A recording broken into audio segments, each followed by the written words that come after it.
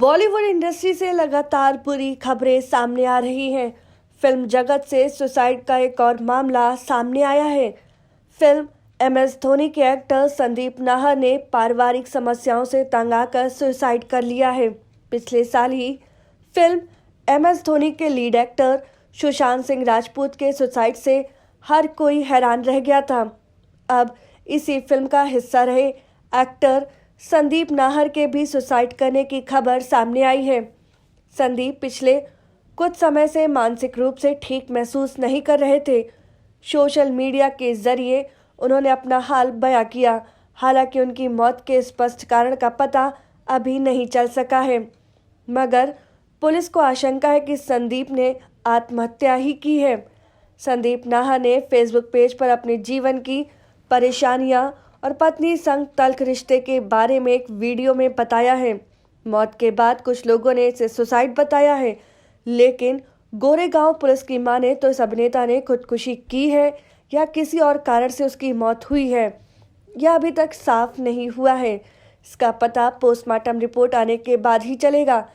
जिस तरह से संदीप नाहर ने मौत से पहले अपने फेसबुक पर एक वीडियो शेयर किया है, उससे भी ये मामला सुसाइड का ही लग रहा है। संदीप नाहर बॉलीवुड फिल्म MS धोनी में अहम रोल में नजर आए थे। इसके अलावा वे अक्षय कुमार और भोजपुरी के सुपरस्टार खेसारी लाल यादव के साथ भी फिल्मों में काम कर चुके हैं। संदीप नाहर ने फेसबुक पर 9 मिनट एक वीडियो के साथ एक सुसाइड नोट पोस्ट किया था। वीडियो में अभिनेता ने कहा कि वह अपनी पत्नी के साथ लगातार हो रहे झगड़े से काफ़ी परेशान है और उनकी पत्नी और उनकी सास उन्हें परेशान और ब्लैकमेल कर रही हैं। उन्होंने कहा, मैं बहुत पहले ही आत्महत्या कर चुका होता, लेकिन मैंने कुछ और समय तक इंतज़ार किया और उम्मीद की कि चीज़ें बेहतर हो जाएंगी, लेकिन उन्होंने ठीक नहीं होने दिया। मेरे पास अब जाने के लिए कहीं नहीं है। मुझे नहीं पता कि मेरे इस कदम के बाद क्या होगा, लेकिन मैं इस जीवन में नरक से गुजर रहा हूँ। संदीप नाहर ने अपनी पोस्ट में बताया, मेरा बस एक अनुरोध है कि मेरे जाने के बाद कंचन उनकी पत्नी से कुछ ना कहें, बल्कि उसका इलाज करवाएं।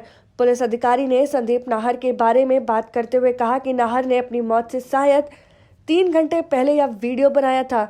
अधिकारी ने कहा कि वे नाहर की मौत के कारण और उनकी मौत कैसे हुई, यह समझने के लिए पोस्टमार्टम रिपोर्ट का इंतजार कर रहे हैं।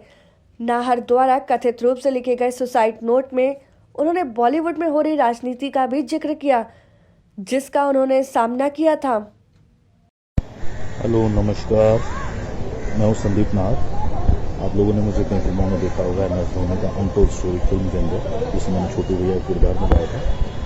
और आज ये वीडियो बनाने का एक मेरा मकसद ये है, वैसे तो आपको सुन के बड़ा अजीब लगेगा कि मैं कैसी बातें कर रहा हूँ, बट लाइफ स्मूथ नहीं चल रही। लाइफ में काफ़ी सारी प्रॉब्लम्स हैं जो मैं मानता हूँ, लेकिन मैं आज मेंटली थोड़ा स्टेबल नहीं हूँ। स्टेबल इसलिए नहीं हूँ क्योंकि मेरी वाइफ कंचन शर्मा वो क्या रहा है, 1.5-2 साल से एक ट्रोमा से मैं निकल रहा हूँ और मैं उसको फेस भी कर रहा हूँ और उसको समझा के थक चुका हूँ काफ़ी चीज़ों को।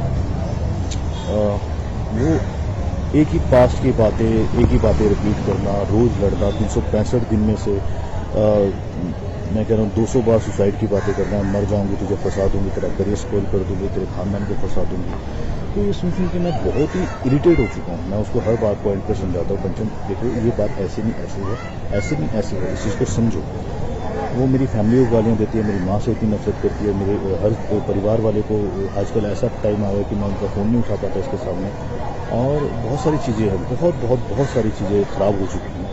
इतनी ख़राब हो चुकी है कि मैं अब ले नहीं पा रहा हूँ। दिमाग में इतना स्ट्रेस इसने दे दिया है। काम को लेकर यहाँ बॉम्बे में स्ट्रेस होता है, हर चीज़ को लेकर होता है, बट काम का स्ट्रेस फिर भी झेला जा सकता है। बट ये औरत का स्ट्रेस है, ये झेलना बहुत मुश्किल इसलिए हुआ है कि ये काफ़ी ऐसी बातें मुझे भूल देती है, ऐसी बातें भूल देती है जिसका मेरी लाइफ में बिल्कुल भी कोई वैलिड पॉइंट नहीं। मैं बोल के थक चुका हूँ। ये मेरा नाम किसी से भी जोड़ देती है। मैं 2 साल से इसके साथ 24 घंटे हम साथ में रहते हैं, उठना बैठना हर चीज़ें होती हैं, लेकिन ये कहीं ना कहीं शक का कोई इलाज नहीं होता, शक करती है हर चीज़ पे, लड़ती है। और इसका लड़ना नॉर्मल लड़का नहीं है, ये जैसे साइको होते हैं, मतलब एक होता है शराबी इंसान, वो दारू पीता है और लड़ता है, लेकिन जब उसकी दारू उतर जाती है तो वो नॉर्मल हो जाता है ना।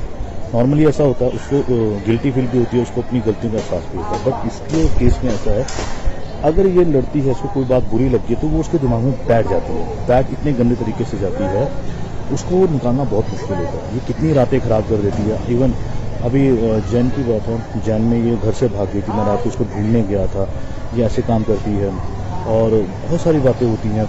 कब तक इसका वो करूँ। इसकी मम्मी बहुत साथ देती है। इसकी मम्मी का कहना है कि मैं तेरी ज़िंदगी दबा दूँ, हर तरह के केसेस बताती है, मैं ये केस हो जाएगा वो।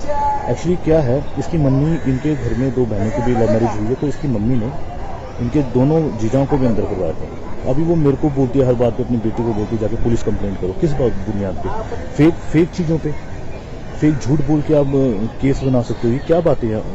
औरत को एटलीस्ट दर्जा दिया गया है किसी चीज़ों का, तो उसका मिसयूज क्यों करते हो? और ये सब बातें कहाँ से आती हैं? आप रिश्ते बनाना चाहते हो या बिगाड़ना चाहते हो? रिश्ता बनाने के लिए आपको ये सब बातें नहीं लानी चाहिए जिंदगी में। अगर रिश्ता आपको अच्छा रखना, आप इसकी मम्मी ऐसी बातें करती है। और ये कंचन भी यही बातें करती है। इवन इसका एक किस्सा हुआ था 2015-16 में, इसका जो एक्स था, जिसके साथ ये 6 साल रही है, मैं इसको किस तरह से इसके कल उस पर इसके ऊपर लांछन नहीं लगा रहा हूँ कि ऐसी थी वैसी। मैं पॉइंट बोल रहा हूँ कि इसने अपने एक्स को भी झूठे केसों में अंदर करवाया। 3-4 महीने वो बेचारा अंदर रह के आया, दिव्या ज्योति उसका नाम था।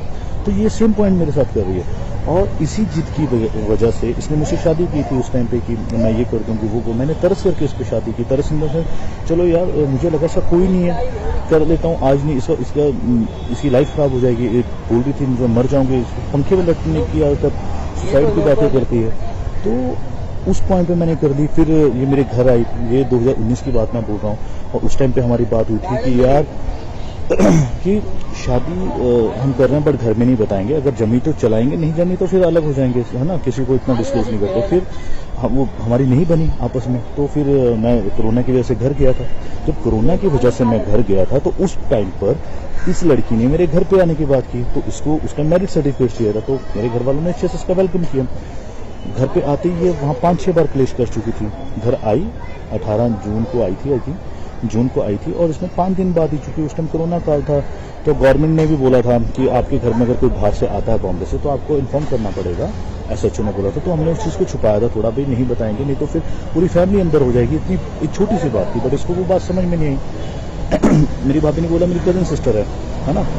तो इस बात पे भड़की, तेरी भाभी ने क्यों बोला कि मेरी कजन? अरे भाई सिंपल सी बात है, कोरोना का टाइम है और ये तुम्हारी हमारी आपस की बात है। लोगों को पता लगा तो बॉम्बे से आई है, वहाँ छोटे छोटे बच्चे, सबको अंदर कर देंगे उस टाइम। तो वैसे भी हमारे जो सरकारी हॉस्पिटल थे, वो कोरोना के चक्कर में उन्होंने कोविड का हॉस्पिटल बनाया हुआ था और सबको वहाँ पे क्वारंटीन कर रहे थे उस टाइम पर। तो उसके बाद कुछ और छोटी छोटी चीज़ें हुई, जैसे कि हमारे घर में किन्नर आए, किन्नर बधाई लेने आए। तब ये लड़ी, चूँकि हमने उनको भेज दिया था। भेजने का एक कारण था, कारण ये था कि अगर हम किन्नरों को बधाई दे देते तो हमारे रिश्तेदार नाराज हो जाते। उनको लगता कि इनके घर में बहू आई, इन्होंने हमें नहीं बताया। मैंने कंचन को, उस टाइम हमारी शादी की रिसेप्शन पार्टी फिक्स हो गई थी 30 जुलाई को।